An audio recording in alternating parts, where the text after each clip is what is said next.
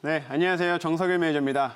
자, 오늘도 넘버원 정석 투자 시간이 돌아왔습니다. 매주 금요일 날 9시 20분이면은 이제 넘버원 정석 투자가 이제 시작을 하니까요. 금요일 날 9시 20분에는 정석 투자를 꼭 시청해 주시길 바라겠습니다. 오늘도 여러분들한테 이제 도움이 될 수 있을 만한 이제 정보를 딱 준비해 왔으니까요. 끝까지 시청해 주시면 감사하겠습니다. 자, 본격적으로 바로 들어가 보도록 할게요. 일단은 오늘도 마찬가지로 이슈를 한 가지를 한번 다뤄볼 거고요. 그 다음에 이제 뒤에 수급 상황도 좋고, 그 다음에 이제 모멘텀까지 충분하게 이제 보유하고 있는 종목까지 오늘 소개시켜 드리도록 하겠습니다. 자, 첫 번째. 오늘 이제 비가 오면 폐기물주가 오른다. 이제 이걸로 한번 얘기를 해볼 건데, 최근 시장을 좀 보면요.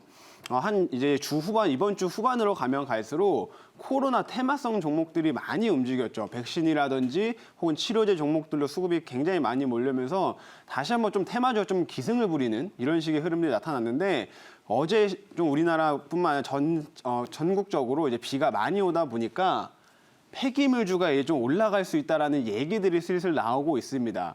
왜냐하면 이제 비가 많이 오게 되면 여러분들 이제 뉴스로도 많이 접하셨겠지만 뭐 차도 둥둥둥 떠다니고 막 거기를 쓰레기들이 막 둥둥 떠다녀서 흘러가는 것들을 많이 보셨을 거예요.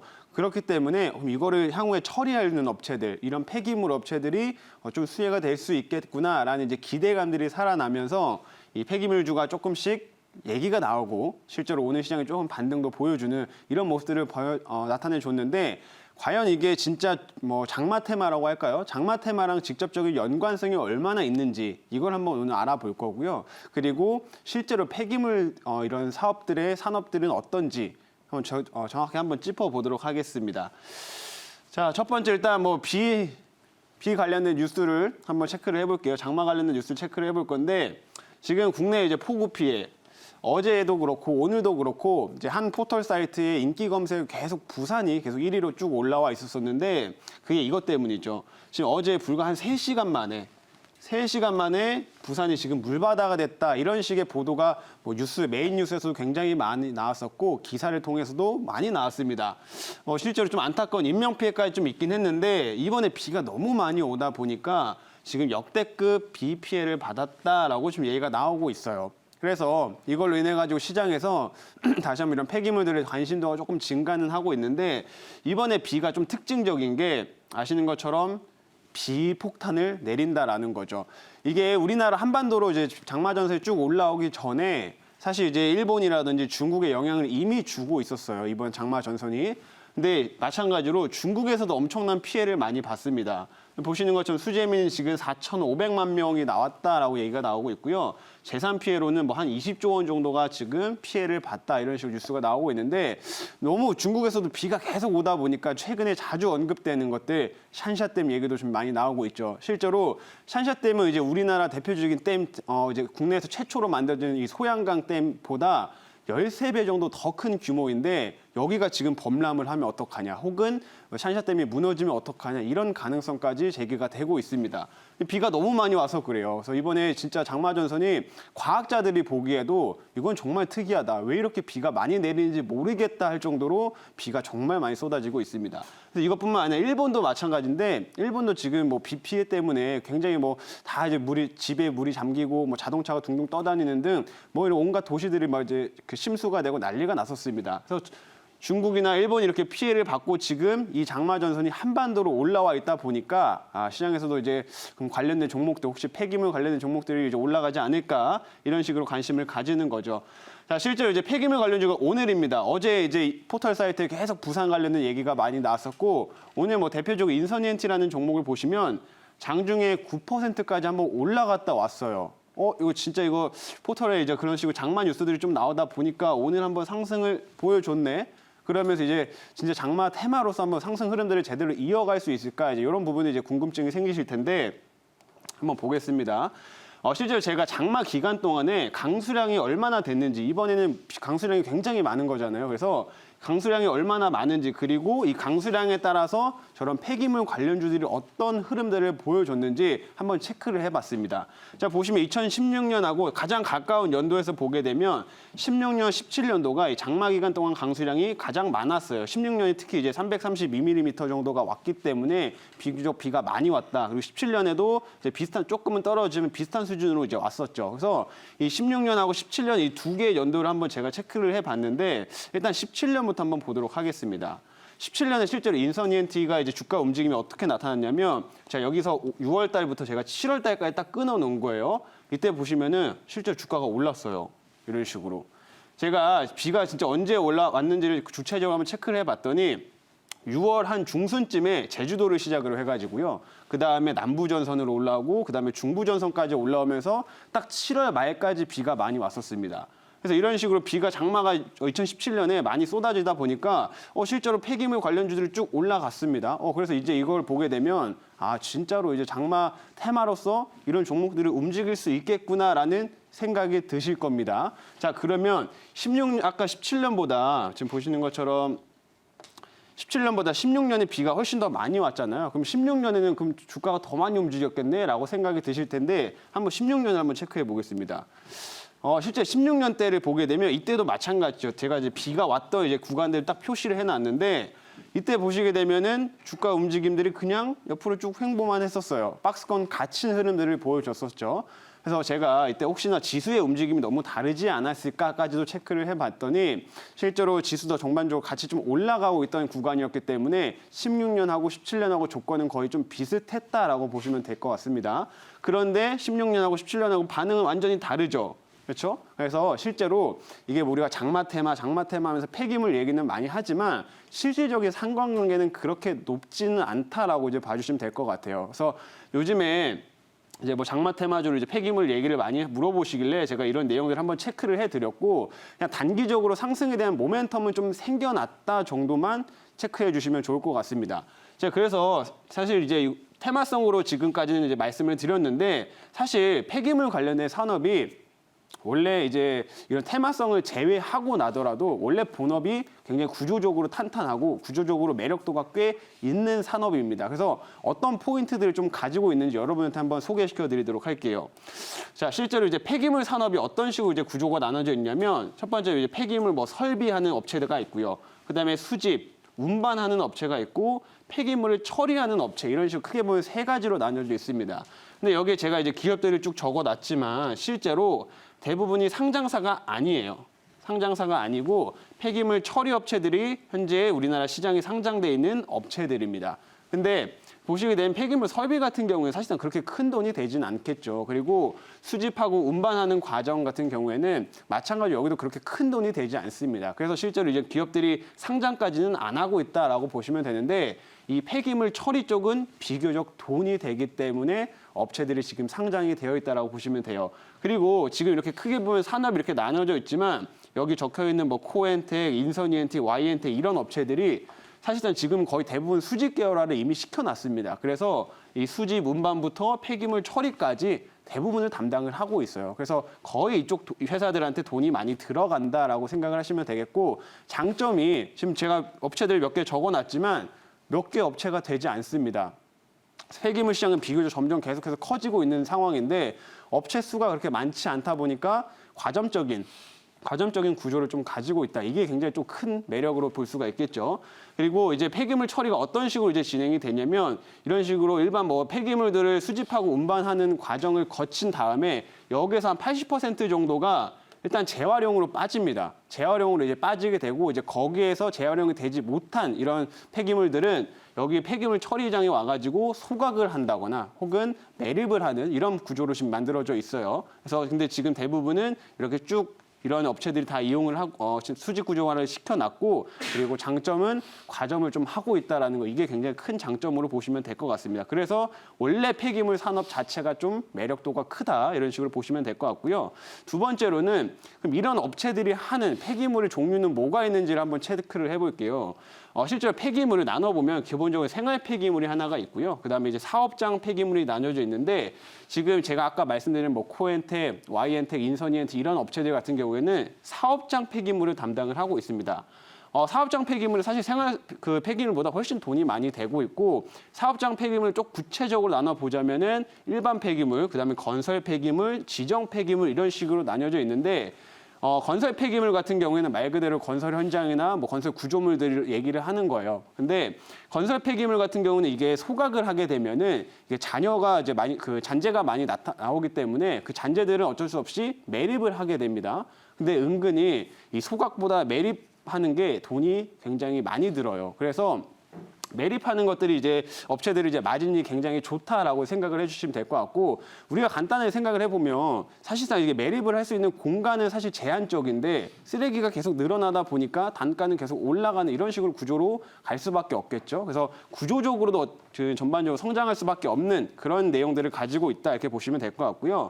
지정 폐기물 같은 경우에는 뭐 환경 오염을 일으킬 수 있을 만한 뭐 화학물 혹은 이제 의료 폐기물 이런 것들을 주로 얘기를 하게 되는데 이런 의료 폐기물 같은 지정 폐기물 같은 경우에는 그냥 함부로 이렇게 막 버릴 수가 없다 보니까 특수하게 이런 업체들이 다 가져가가지고 수거를 해가지고 처리를 하게 됩니다.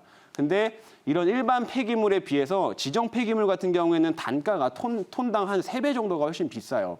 3배 정도가 비싸기 때문에 훨씬 이런 일반 폐기물보다도 돈이 더 많이 되는 사업이다라는 거 보시면 될 것 같습니다. 그래서 우리나라 지금 이런 몇 개 업체들이 생활 폐기물을 하는 게 아니라 사업 폐기물을 하는 거기 때문에 뭐 이런 건설 폐기물이라든지 지정 폐기물을 이제 하면서 실제로 마진이 괜찮게 남고 돈도 잘 벌고 있는 상황이다라고 생각해 주시면 될 것 같습니다. 자, 그리고 마지막으로 또 체크를 해볼 포인트인데 요새 이제 폐기물 관련돼 가지고 뉴스가 나오는 걸 보게 되면요. 이렇게 나와요. 의료 폐기물 뭐 처리장이 부족하다. 처리비가 급등을 했다. 그렇죠? 그리고 이제 불법 폐기물이 엄청나게 증가를 했다. 이런 식으로 얘기가 나오는데 이게 결국에는 처리장이 없기 때문입니다. 처리장이 없어가지고 실제로 지금 이제 수요는 계속 늘어나게 되고 쓰레기는 점점 많아지게 되는데 이게 공급이 계속 늘어나지 않다 보니까 처리장을 계속 늘릴 수가 없다 보니까 단가가 계속 올라가는 현상들이 만들어지고 있어요. 이게 왜 그럼 처리장 만들면 되지 않느냐, 왜 처리장 못 늘리냐 이런 식으로 생각하실 수가 있는데 우리가 한번 생각을 해보세요. 처리장을 만약에 내가 살고 있는 그 집 주변에 들어온다고 하면은 여러분들은 그냥 가만히 그래 들어와 이렇게 하실 겁니까? 안 하시겠죠. 그래서 실제로 이런 산업단지라든지 이런 쓰레기가 나오는 게 산업단지라든지 혹은 우리가 생활하고 있는 이제 범주 안에 대부분 쓰레기가 많이 나오게 되는데 거기에 만약 이런 처리장을 짓겠다고 하면은 주민들의 반대가 엄청나게 심합니다. 그래서 이게 처리장이 아직까지도 그렇게 크게 많이 늘어나지 못하고 있는 상황이다라고 보시면 될 것 같고요. 그러면은 처리장을 좀 멀리 지으면 되지 않나요? 뭐 야산 같은 데 가가지고 지으면 되지 않나요? 라고 물으실 수가 있는데 실제 이것도 잘 안 됩니다. 왜냐하면 이게 아까 말씀드린 화학 폐기물 같은 것들 이런 것들은 이동하는 과정에서 이제 좀 문제가 생긴다거나 혹은 이제 거리가 멀어지면 멀어질수록 처리하는 그 비용 자체가 굉장히 늘어나기 때문에 또 거리를 그렇게 멀리 둘 수가 없어요. 그래서 이런 특성 때문에 지금 우리가 생활하고 있는 범주 내에 이런 처리장이 계속 들어와 줘야 되는데 주민들은 계속 또 반대를 하고 있으니까 공급은 계속 늘어나지 않고 있는 상황이다. 근데 반면에 쓰레기는 계속 늘어나면서 실제로 수요는 계속 증가된다. 그럼 우리가 수요랑 공급 공성 이런 것들을 생각을 해보면 당연히 공급은 부족한데 수요가 늘어나게 되면 어떻게 될까요? 가격이 올라갈 수밖에 없겠죠. 그래서 실제로 이제 폐기물 처리 단가를 제가 한번 보여드리도록 할게요.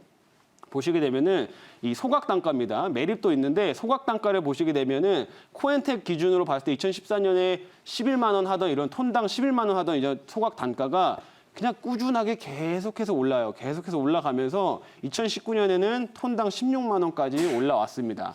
그래서 이런 식으로 가격이 계속 올라가기 때문에 실제로 폐기물 업체들의 실적을 보시면요. 꾸준하게 우상향하는 것들을 보실 수가 있을 겁니다. 그래서 이런 매력도가 원래 본업 자체가 가지고 있기 때문에 지금 여러분들이 뭐 그냥 장마 테마기 때문에 잠깐 뭐 들어가겠다 이런 것도 뭐 좋지만 폐기물 업체 같은 경우에는 좀 중장기적으로 충분히 볼 수 있을 만한 종목이다. 이렇게 말씀을 드리도록 하겠습니다. 그래서 제가 이제 폐기물 처리 업체들이 몇 개 안 되기 때문에 여기 업체들 체크를 해보시면 되는데 인선 ENT, 그리고 Y엔텍, 코엔텍, KG ETS 이런 회사들이 있습니다. 제가 각각 몇 가지 특징들을 좀 말씀을 드리자면요. 인선 ENT 같은 경우에는 건축 폐기물을 좀 주력으로 이제 처리를 해요. 건축 폐기물. 그리고 폐자동차에서 이런 폐자동차를 분리해가지고 이제 그거를 처리하는 이런 사업들을 진행을 하고 있는데 인선 ENT가 실제로 좀 장점이 뭐냐면 최근에 이제 IS 동서라고 하는 이런 건설사가 이 회사의 최대 주주로 올라왔습니다. 그럼 건축 폐기물을 하는 업체가 건설사랑 이미 최대 주주가 지금 맺어져 있다라고 한다면은 향후에 큰 시너지 효과를 낼 수가 있겠죠. 그래서 이런 부분이 좀 장점이다라고 보시면 될 것 같고, 뿐만 아니라 인선이엔티 같은 경우에는 이제 매립지를 이제 그 작년부터 추가로 한 2개 정도를 이제 오픈을 했습니다. 사천이랑 이제 광양 쪽에다가 뭐 5월달, 8월달 이런 식으로 매립지를 오픈을 하게 됐는데, 그때 작년 같은 경우에는 이제 초기이기 때문에 그 광양이나 사천 쪽에 이제 매립지가 그렇게 활성화되지는 않았었어요. 근데 올해는 매립 단가도 계속 올라가고 있는 상황에서 이런 매립에 대한 수요들 점점 늘어나고 있다 보니까 올해부터는 그쪽에서 사천 쪽에서 나오는 매립 그 매출이 굉장히 크게 잡힐 거다라고 보고 있습니다. 그래서 여기서 만약에 뭐 이런 그 장마 관련된 테마성까지 좀 모멘텀이 붙어준다면 조금 더 탄력적으로 움직일 수 있기 때문에 실제로 인선이엔티 정도는 한번 체크해 보실 필요가 있겠다, 이렇게 말씀드리겠고요.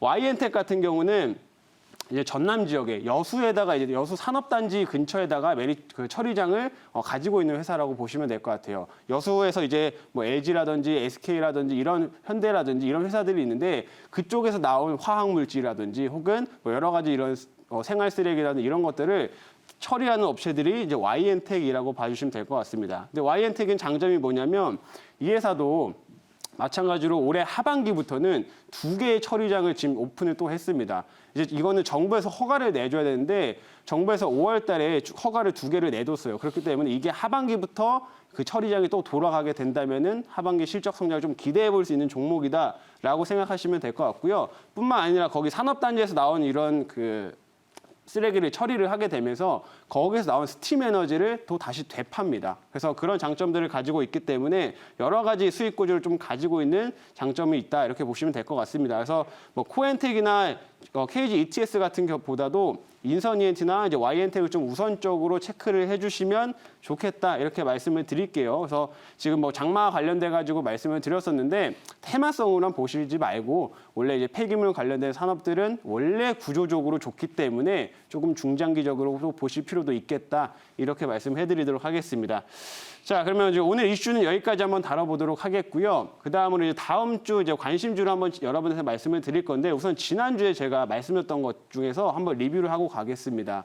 사막 콘덴서라는 종목을 제가 지난주 금요일 날 이 자리에서 말씀을 드리긴 했는데 사실 아직까지 큰 흐름은 없었어요. 옆으로 거의 횡보만 했었죠. 근데 여전히 모멘텀이 유효하다라고 말씀을 드리고 있고, 최근에 삼성전기 같은 경우에는 MLCC 쪽을 좀 모멘텀을 받으면서 이미 상승 흐름들을 쭉 내고 있습니다. 그러면 사막 콘덴서도 같은 MLCC를 생산을 하고 때문에 그 흐름들을 따라갈 가능성이 매우 높다라고 생각해 주시면 되겠고요. 그래서 여전히 모멘텀은 유효하다, 이렇게 말씀드리겠고, 다음 주 관심주 한 2종목도 말씀드리도록 하겠습니다. 최근에 이제 바이오 쪽으로 수급이 쪽 굉장히 잘 들어가고 있는데 요즘에 올라가는 것들 보게 되면 일단 코로나 테마주들이 너무 잘 갑니다. 근데 그거 말고도 작년에 이제 학회 관련돼 가지고 모멘텀을 타면서 쭉 올라갔던 종목들이 한 달가량 한 20%, 30% 조정을 받고 나서 재차 지금 올라가는 모습들을 보여주고 있거든요. 그래서 최근에 뭐 이제 에이베이 바이오도 그렇고 한올바이오 파마도 그렇고 많이 좀 올라왔었는데 그 좀 후발주자로서 움직일 수 있을 만한 종목이 티움바이오라고 생각이 됩니다.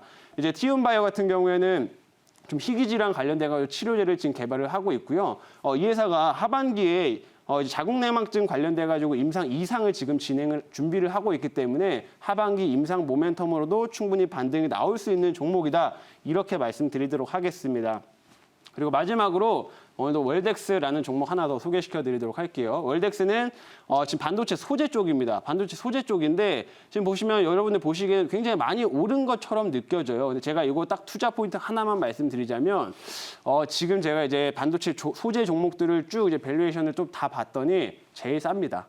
현재 지금 위치해 있는 것들 중에서 주가는 많이 올라온 것처럼 보이지만 밸류가 제일 싸게 있는 종목이기 때문에 추가 상승을 좀 기대해 볼 수 있겠다, 이렇게 말씀을 드리도록 할게요. 자, 오늘 지금 이 시간 관계상 이 내용은 제가 좀 더 구체적으로 다음 무료 방송을 통해서 말씀을 드리도록 하겠고, 제가 이제 이거 넘버원 정석 투자 같은 경우에는 여러분들 이제 너튜브를 통해 가지고 또 체크를 해보실 수가 있습니다. 너튜브에다가 정석일의 넘버원 정석 투자 혹은 정석일만 검색을 하셔더라도 이제 거기 관련된 영상들 쭉 뜰 테니까 너튜브를 통해서 추가적인 내용들 또 확인해 주시면 감사하겠습니다.